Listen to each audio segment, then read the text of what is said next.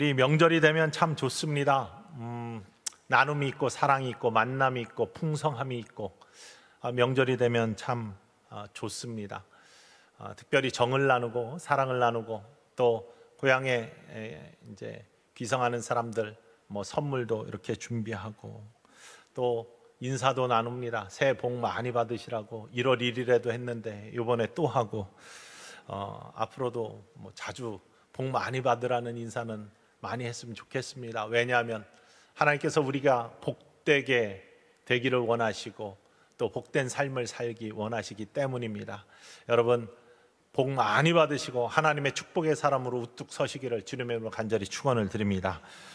특별히 명절이 되면 설 명절에 함께 모입니다. 그래서 음식도 나누고 사랑도 나누고 또 그동안 못다한 이야기도 나눕니다. 이러한 나눔이 있는 그곳이지만 명절이지만 이런 명절에 외로움을 느끼는 사람들도 있습니다. 이 외로움은 여러 가지 모양의 외로움입니다. 가장 먼저 외로움은 가족이 없어 홀로 있어서 외로워하시는 분들이 계시죠. 우리 교인들 중에도 홀로 계시는 분이 계십니다.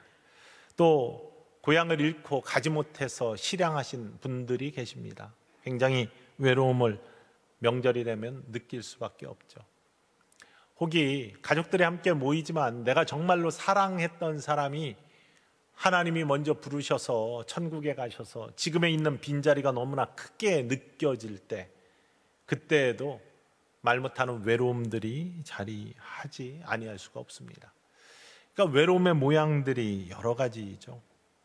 특별히 주변에 사람들이 있어도 쓸쓸함을 느끼는 그러한 경우들이 많이 있습니다. 관계가 단절되었다든지 아니면 서로의 관계 속에 미움이 싹 타서 마음이 굳어졌다든지 싸움이 일어나가지고 보지 않고 살아가는데 할 수 없이 만나야 된다. 이런 모습 속에서는 마음도 불편할 뿐만 아니라 함께 있어도 괴롭고 또 외로움을 느낄 수밖에 없습니다. 현대인들은 많은 사람들 사이에 살고 있지만 우리가 함께 주일날 이렇게 모여도 군중 속의 고독, 실존적 고독을 느끼는 많은 사람들이 있다고 합니다. 그리고 실질적으로 함께 모여 있다가 흩어지면 홀로 고독하게 삶을 살아가는 혼자 사는 그러한 사람들이 참 많다고 하죠. 뿐만 아니라 감정적인 고독도 있습니다. 우울증이 찾아오거나 감정이 조절이 안 돼. 그 홀로 있음의 외로움, 이것이 사람들 사이에 있어도 감정이 조절이 안 돼서 우울증과 고독을 느끼며 삶을 살아가는 사람들이 있습니다. 콜로라도에서 목회할 때 문 집사님이라는 분이 계셨는데 정말 열심히 일하시고 그래서 재산도 많이 모으시고 건물도 많이 갖고 계시고 자녀들도 다복한데 집 한 채씩 다 나눠주시고 하시면서 다 모여서 주변에 같이 사셨던 분이 계십니다. 그런데 이분이 이제 살만하실 때쯤 돼가지고 이 병이 발견됐는데 암이 발견됐는데 이미 늦었어요. 전 몸에 다 퍼졌다고 합니다.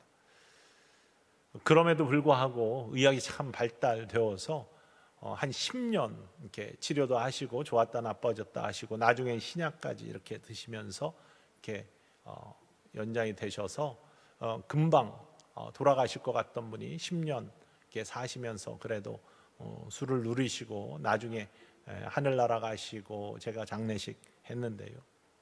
중간쯤에 한번 식사를 같이 하자라고 연락이 와서 제가 이제 둘이 식사를 하게 되었습니다.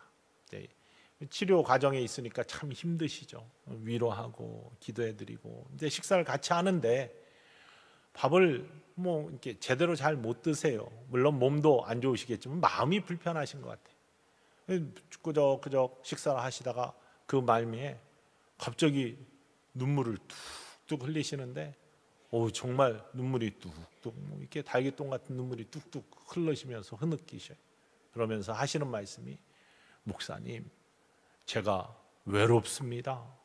이렇게 말씀하시는 거예요. 본인이 외롭다는 거예요. 주변에 자녀도 다 있어요. 친구들도 있어요.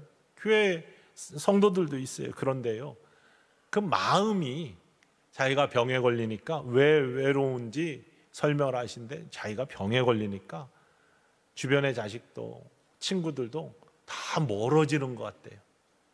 친구들이 다 떠나가는 것 같아요. 이게 감정이, 우울함이 찾아와가지고 그것들을 주체를 못하시고 그것들이 모든 것들을 이렇게 거리가 있게 만드는 그러한 마음을 갖는 거예요. 그것이 스스로를 외롭게 만들고요, 스스로를 고독하게 만드는 겁니다.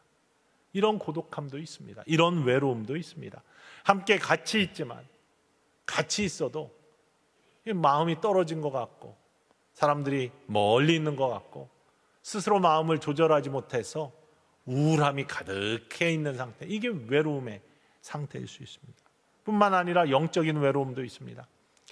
하나님을 믿는 것 같은데 믿음이 흔들리거나 아니면 관계가 단절됐거나 영적인 만족이 없거나 죄가 틈탔는데 이 죄, 해결하지 않은 죄, 십자가 앞에 내어놓지 못한, 고백하지 못한 죄 때문에 하나님과의 소통이 막혀있는 답답한 영혼, 이 속에서 영적인 외로움을 느낄 수 있습니다.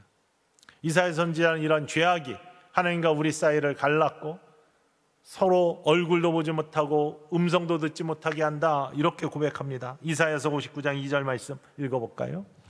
오직 너희 죄악이 너희와 너희 하나님 사이를 갈라놓았고 너희 죄가 그의 얼굴을 가리어서 너희에게서 듣지 않으시게 함이니라. 하나님과 소통이 안 되는 거예요. 하나님 보이지도 않아요. 지난주에 함께 예수님이 보이십니까? 우리 안에 계신 예수 그리스도 느껴지지가 않아요. 죄악이 하나님과 우리 사이를 가른 겁니다. 영적 만족이 없어요. 그리고 홀로인 것 같습니다. 외롭습니다. 이게 영적 외로움입니다.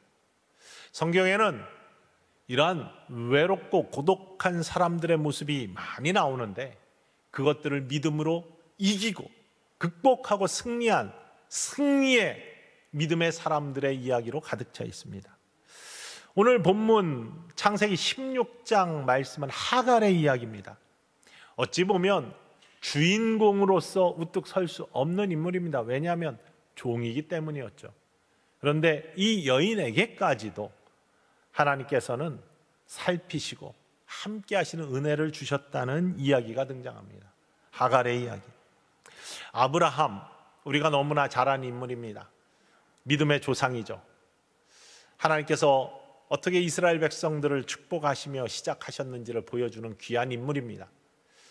하나님께서 아브라함을 부르셨습니다. 너는 본토 친척 아비집을 떠나 내가 네게 지시한 땅으로 가라. 그러면 두 가지 약속을 하시죠. 너에게 그 땅을 허락할 것이고 뿐만 아니라 너의 자손들을 바다의 모래처럼 하늘의 별처럼 풍성하게 번창하게 할 것이다 라고 그렇게 풍성한 하나님의 은혜를 약속을 하셨습니다. 그 약속을 믿고 믿음으로 하나님의 언약의 말씀을 따라서 본토 친척 아비집을 떠나가지고 또 하란을 떠나서 가나안 땅으로 온 아브라함, 이들의 삶은 하나님의 약속의 말씀을 따라 사는 믿음의 삶이고 은혜의 삶이었습니다. 거기에 하나님이 축복을 더하셨죠. 그의 아내 사레가 있었습니다. 원래 아브라함의 이름은 원래는 아브람인데 아브라함으로 믿음의 조상이 되면 바뀌었죠.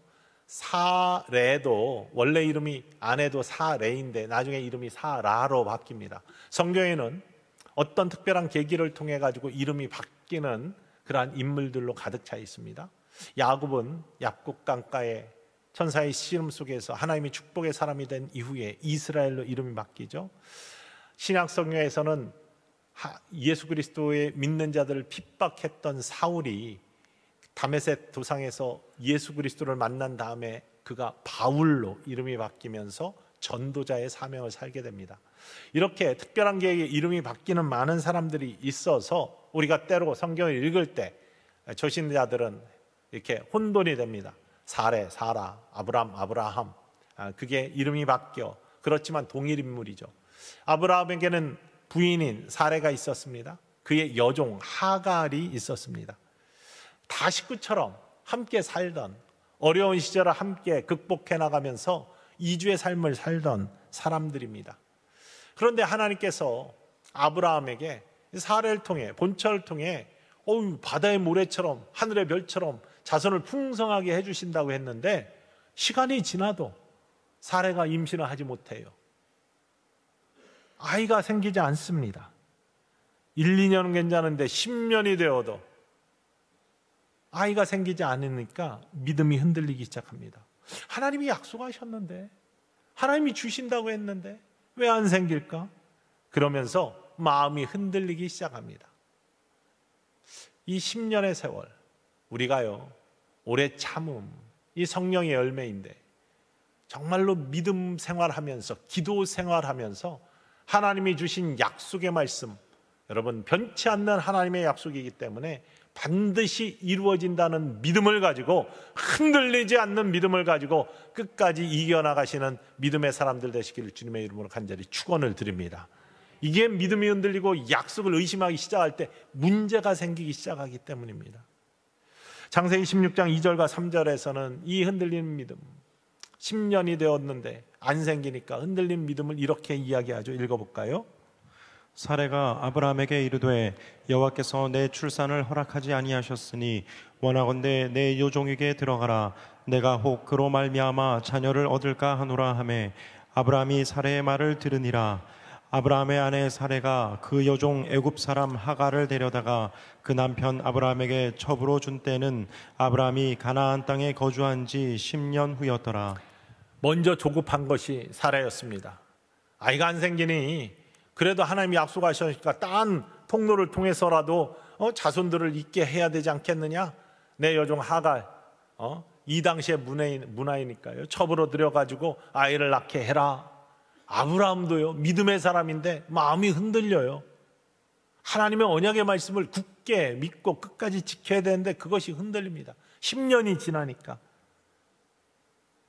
여러분, 우리가 아무리 조급하여도 하나님의 언약의 말씀은 변하지 않는 진리의 말씀이고 꼭 이루어지는 약속의 말씀임을 믿고 그것들을 붙잡고 살아가는, 흔들리지 않는 믿음에, 의심하지 않는 믿음에 축복의 사람들 모두 될 수 있기를 주님의 이름으로 간절히 축원을 드립니다.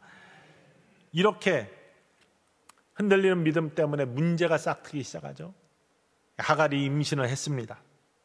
그랬더니 어떤 일이 벌어지냐? 여주인 사레를 멸시하기 시작합니다. 4절 말씀입니다. 읽어볼까요? 아브라함이 하갈과 동침하였더니 하갈이 임신함에 그가 자기의 임신함을 알고 그의 여주인을 멸시한지라. 그의 여주인을 멸시하기 시작했습니다. 우리 여주인은 아이를 갖지 못해. 나는 아이를 가졌어. 주인의 아이를 가졌어.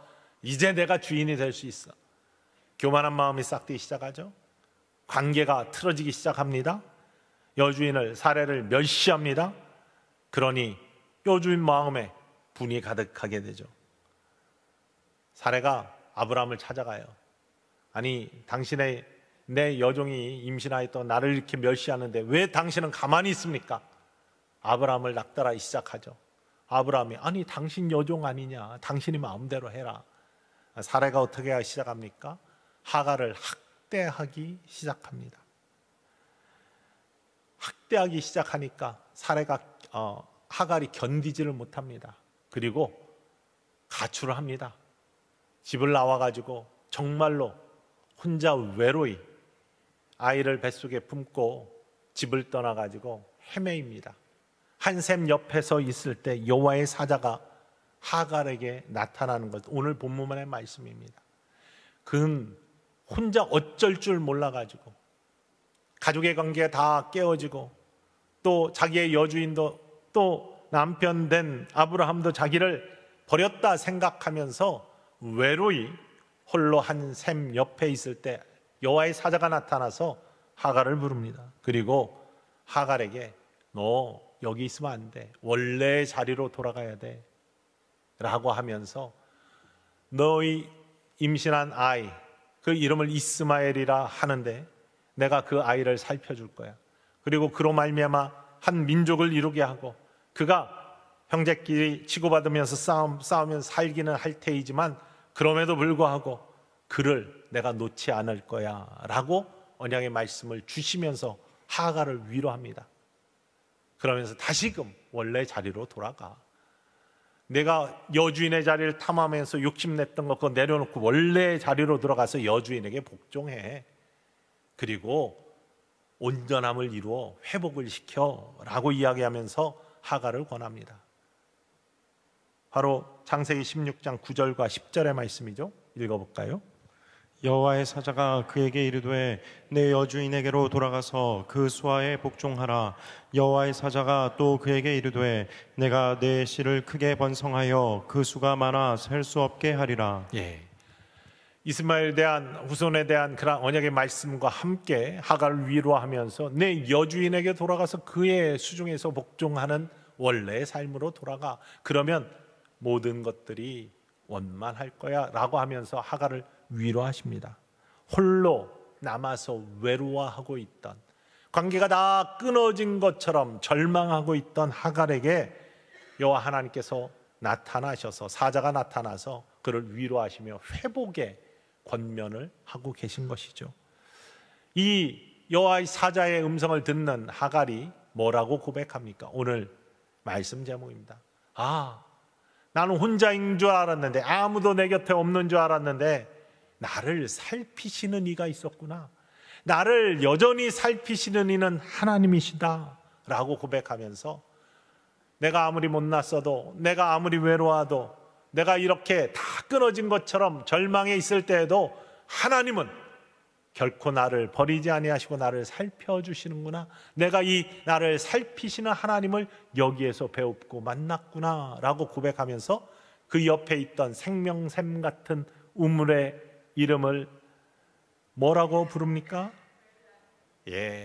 부엘라 헤로이라고 부르면서 나를 만나주신 살아계신 이의 우물이라는 뜻의 그러한 우물의 이름을 붙여주는 것이 오늘 본문 말씀이죠. 13절과 14절 말씀 읽어볼까요?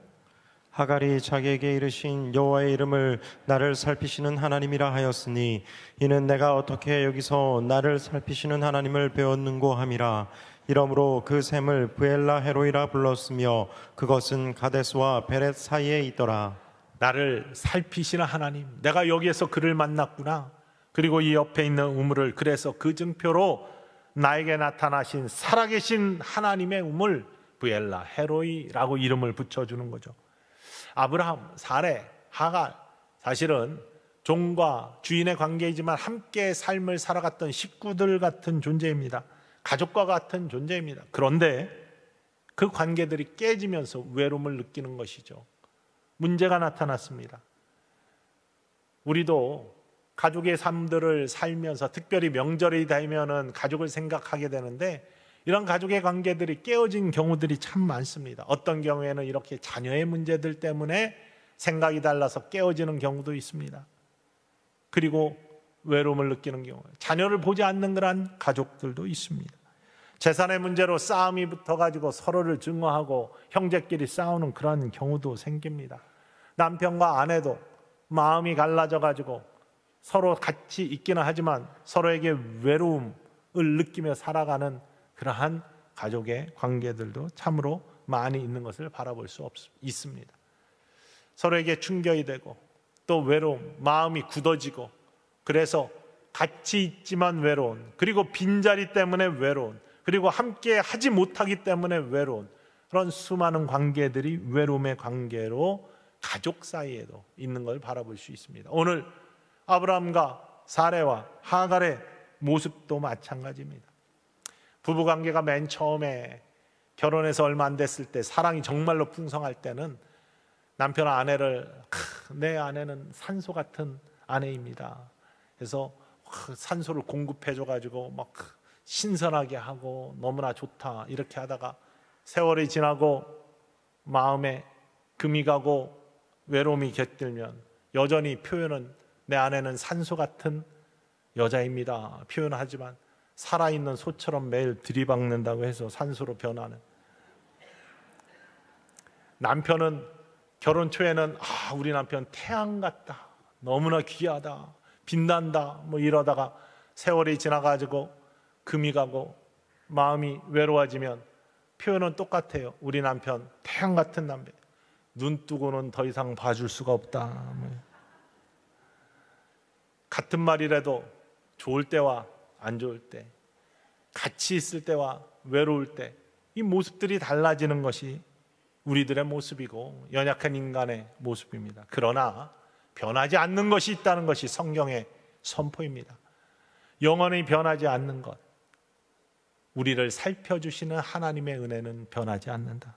나와 함께 하시는 하나님의 사랑은 변하지 않는다.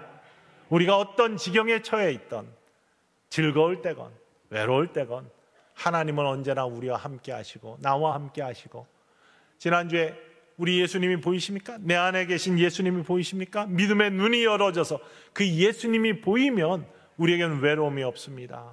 부족함이 없습니다.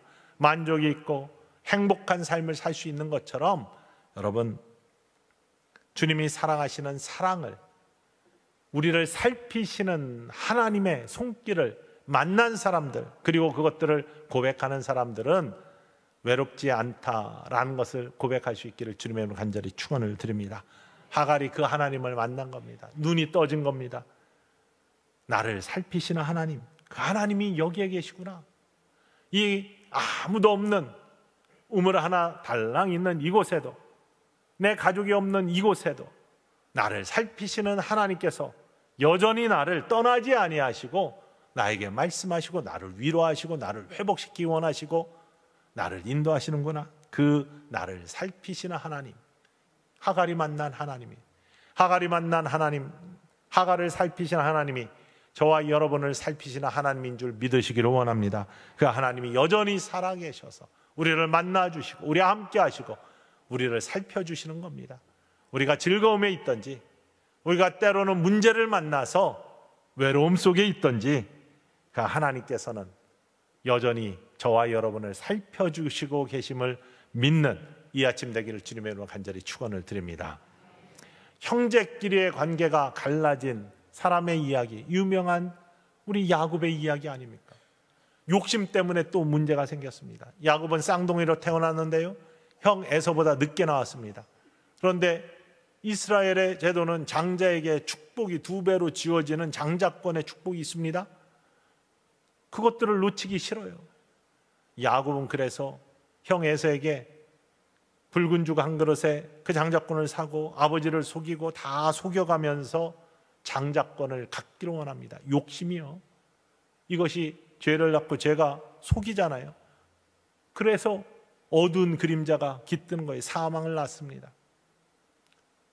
야곱이 형을 속이고 아버지를 속여서 축복의 장자권은 얻었는데 형 에서의 미움을 사가지고 죽게 생겼어요. 형 에서가 야곱을 죽인다고 달려드는 겁니다. 형제 관계가 깨져버렸습니다. 도망갔습니다. 도망가면서 길 위에 잠을 자야 되는데 이 외로움을 어떻게 표현하느냐, 성경. 돌베개를 베고 잠을 자는 거예요.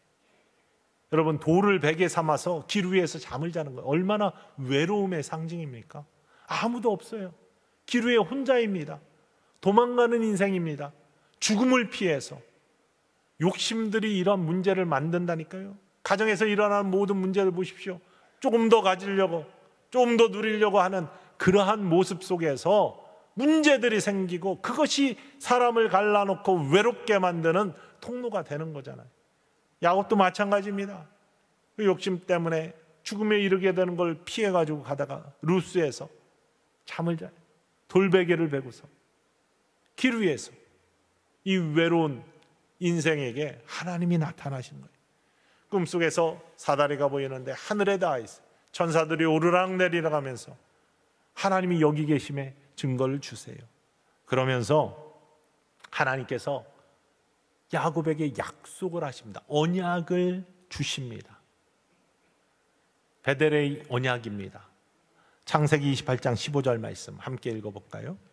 내가 너와 함께 있어 내가 어디로 가든지 너를 지키며 너를 이끌어 이 땅으로 돌아오게 할지라.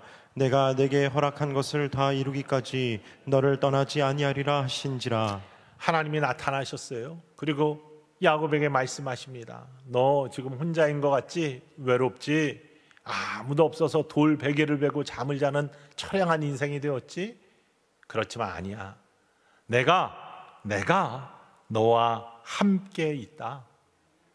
내가 어디로 가든지 너를 지키며 너를 이끌어 이 땅으로 돌아오게 할 거야. 내가 인도자 되어주고 동행자 되어줄 거야 라고 격려하십니다. 내가 네게 허락한 것을 다 이루기까지 너를 떠나지 아니하리라 라고 약속하시는 언약의 말씀을 주시는 거예요.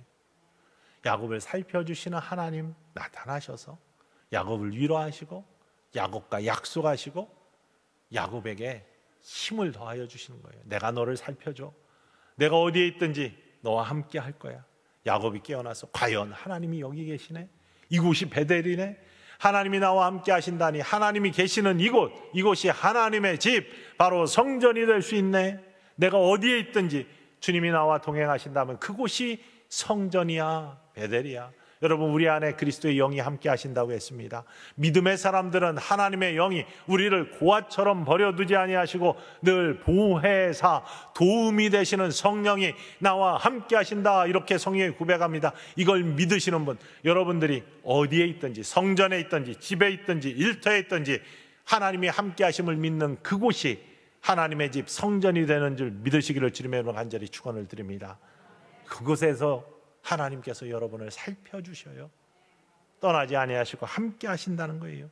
그리고 여러 우여곡절을 겪지만 결국 야곱은요, 이 약속을 성취하시는 하나님을 만나면서 인구의 세월 속에서도 떠나지 아니하시고 늘 살피시는 하나님의 은혜를 경험합니다. 라반의 집에서도요, 또 형을 만나는 그 장소에서도, 또 야곱 강가에서의 기도의 씨름 속에서도, 세겜에서의 위험한 그 학살의 장면 속에서도 다시금 베델로 돌아오게 하시는 하나님이 살펴주시는 놀라운 은혜를 만나는 거예요.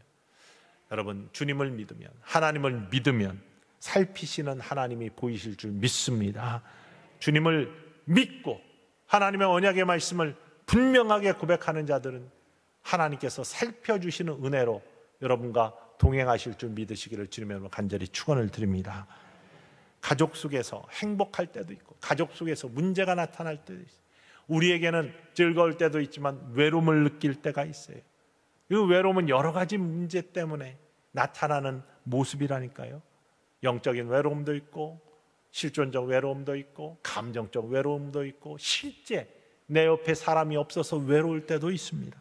그러나 어느 때든 우리 하나님께서는, 그리스도의 영은, 성령은 여러분을 떠나지 아니하시고 언제나 함께 하시며 여러분을 살펴주시는 줄 믿으시기를 주님의 이름으로 간절히 축원을 드립니다. 그것이 믿어져야 되고 그것이 보여야 됩니다. 살피시는 하나님이 보여야지 내가 든든하게 설 수 있고요, 모든 우울한 것들이 사라지는 능력을 얻을 수 있음을 믿으시기를 간절히 축원을 드립니다. 그게 보여야 된다니까요. 하나님께서는 언제나 함께 하시는데 그것이 안 보여서, 안 믿어져서, 안 느껴져서 문제라는 거예요. 그게 없으니 자신감이 없어지고 당당함이 사라지고 외로움 속에 헤매이는 것이. 이스라엘 당시 엘리사라는 선지자가 있었습니다. 능력의 선지자죠. 그런데 엘리사 선지자 당시에 이스라엘을 점령하고자 속속히 노리던 민족이 아람국이었습니다. 아람이 작전을 잘 세워서 이스라엘 왕이 지나가는 곳에 매복을 했다가 왕을 암살하려고도 하고 또 이스라엘을 공격하려고도 하는데 이걸 귀신같이 알아차리고 그것들을 다 미리 예방하는 일들이 생기는 겁니다. 이런 일이 어떻게 생기느냐라고 알아보니까 결국에는 엘리사가, 하나님이 예지를 주셔가지고 하나님의 지혜를 주셔서 그것들을 다 알아서 왕이 그것들을 지나가지 못하게 하고 다 예방할 수 있도록 도와주는 거예요. 아람국이 어떻게 했겠습니까? 엘리사 한 사람만 우리가 제거하면 이스라엘을 금방 점령할 수 있겠다 해서 갑자기 아주 엘리사가 살고 있는 도단이라는 도시에 군대들을 급파를 합니다. 그래가지고 엘리사 사는 집을 완전히 포위를 합니다. 빠져나갈 수 없이 도간에 든 쥐처럼 완전히 포위를 해가지고 이제는 엘리사를 죽이기만 합니다. 새벽에 엘리사의 종이 마당을 쓸러 나왔어요. 살펴보니까 아람국이 자기의 집을 완전히 포위하고 있습니다. 깜짝 놀랐죠. 들어가서 주인한테 이야기합니다. 엘리사 선지자요, 우리가 아람 군대가 완전히 포위를 해서 죽게 생겼습니다. 이를 어찌합니까? 엘리사가 나와보더니 호들갑 떨지 마, 평안해. 너는 안 보이냐? 아람국의 군대만 보이냐? 게하시한테 기도해 주니까 그의 눈이 떠졌어요. 처음에는 안 보이던 아람국 군대만 보이던 그 종의 눈에 하나님의 군대가 보이기 시작합니다. 영의 눈이 열리니까, 믿음의 눈이 열리니까 하나님께서 보내주신 불말과 불병거들이 아람군 군대보다 훨씬 더 많이 모든 고을에 가득 차 있는 것을 보이게 되는 것이죠. 믿음의 눈이 열리면 살피시는 하나님의 영이 나와 떠나지 아니하고 언제나 내 안에 있음이 보여질 줄 믿으시기를 주님의 이름으로 간절히 축원을 드립니다. 하나님의 그 영이 나와 함께 하심에 당당함이 생기고 두렵지 않음이 생기고 외로움이 사라지고 우울함이 멀리 도망할 줄 믿으시기를 주님의 이름으로 간절히 축원을 드립니다. 그래서 믿음이 승리이고요, 믿음이 하나님의 역사이고, 믿음이 모든 것들을 이기는 증거가 될 줄 믿으시기를 간절히 소망합니다. 시편 23편 5절에 오늘 같이 교독한 말씀 중에 다윗이 이런 고백을 하잖아요. 주께서 내 원수의 목전에서 내게 상을 차려주시고 기름을 내 머리 위에 부으셨으니 내 잔이 넘치나이다.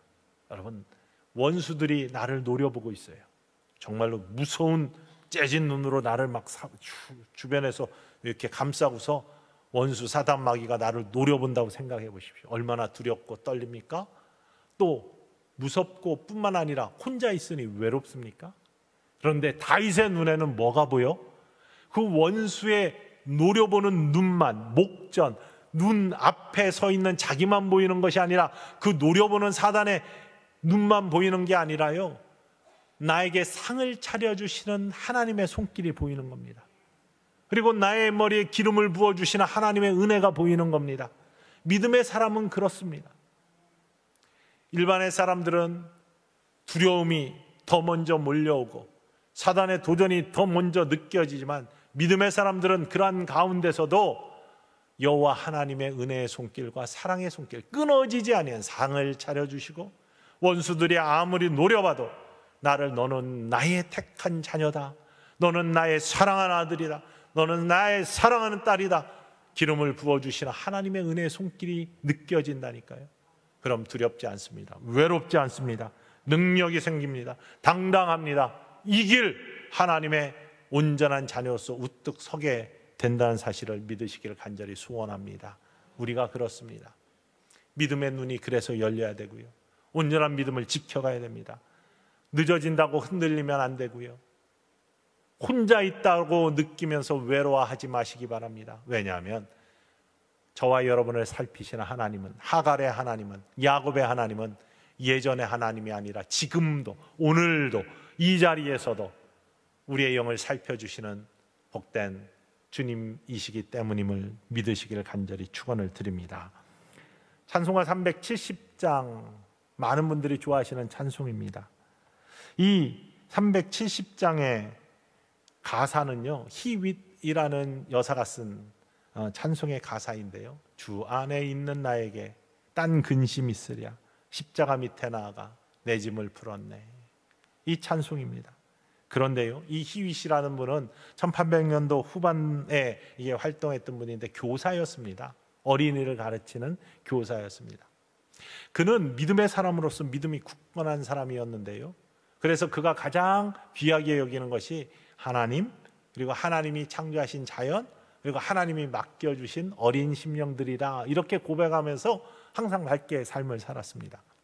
1887년 필라델피아에 사셨던 분인데 사건이 하나 일어났습니다. 그 학교에 아주 말썽꾸러기 학생, 정말 난폭한 학생이 하나 있었는데 다른 선생님들은 다 포기했는데 이 히윗이라는 선생님은 이 아이도 하나님이 맡겨주신 귀한 영혼이다 생각하면서 포기하지 않고 학교를 떠나가게 하지 않고 자기가 돌본다고 붙들고 있었어요. 근데 이 1887년 겨울이 들어서면서 사건이 생겼는데 이 아이가 히윗 선생님을 기와로 내려치는, 공격하는 사건이 있었습니다.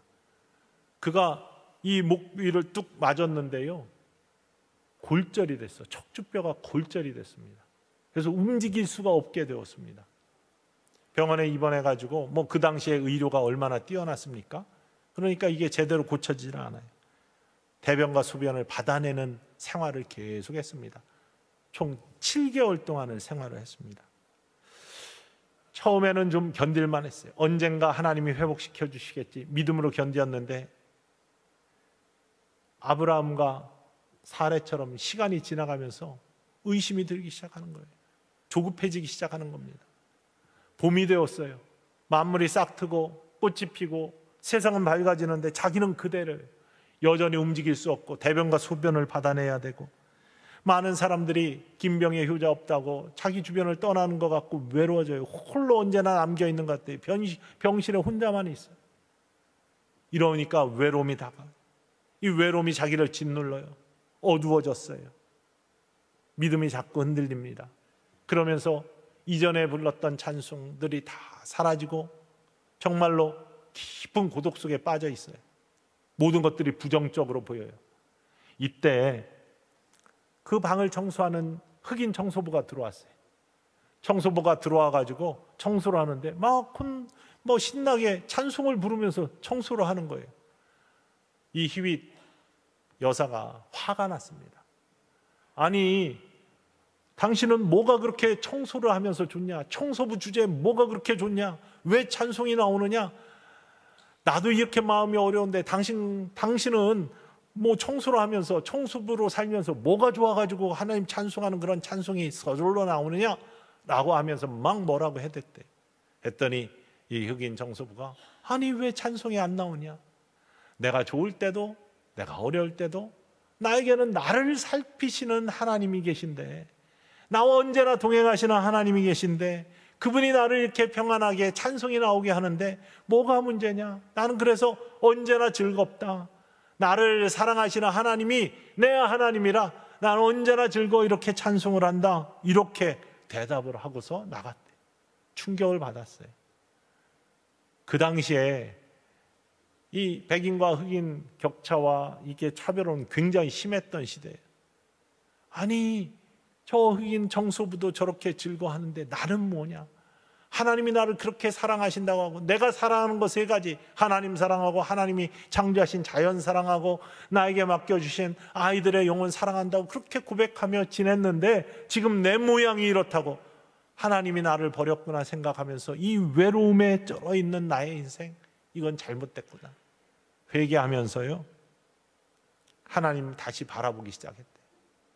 이곳에서도 여전히 나를 살피시는 하나님이 계시기, 이 믿음이 돌아오자 그러면서 그가 하나님이 주시는 감동 가운데 쓴 시가 바로 370장 가사입니다. 주 안에 있는 나에게, 주 안에 있는 나에게 딴 근심이 있으랴, 십자가 밑에 나가 내 짐을 풀었네. 주님을 찬송하면서 할렐루야 할렐루야, 내 앞길 멀고 험해도 나 주님만 따라가리. 2절은 그 두려움이 변하여 내 기도 되었고, 전날의 한숨 변하여 내 노래 되었네. 다시 노래를 회복하는 거죠. 다시 기도를 회복하는 거죠. 왜? 나를 살피시는 하나님이 보이시기 시작해서. 그의 마음이 이렇게 바뀌니까 외로움이 물러갔어요. 하나님이 함께 하신다는 믿음이 싹트기 시작하니까 다시금 소망이 싹트기 시작했습니다. 7개월의 투병 생활을 했지만요, 얼마 안 돼서 그의 몸이 회복되기 시작했습니다. 겨울에 시작했던 것이 봄이 되어서 그 사건은 이후에 회복이 빨리 되기 시작해서 7개월 만에 다시 걷기 시작하고 학교로 복귀를 하게 되었답니다. 나를 살피시는 하나님, 그 하나님이 눈에 보이기 시작하는 것은 믿음의 눈이 열릴 때예요. 저와 여러분의 처지가 어떠하건, 가족 속에서의 관계가 어떠하건, 그 속에서 혹이 이 설날, 이 명절을 보내면서 오기 외로움이 있었던 분들일지라도 우리 여호와 하나님은 여러분 한 분 한 분을 여전히 사랑하시며 살펴주시는 하나님이심을 믿으시기를 주님의 간절히 축원을 드립니다. 그 하나님이 보일 때, 그 하나님을 믿을 때 우리의 영은 밝아지고 우리는 승리하는 인생을 살 줄 믿으시기를 다시 한번 주님의 이름으로 간절히 축원을 드립니다.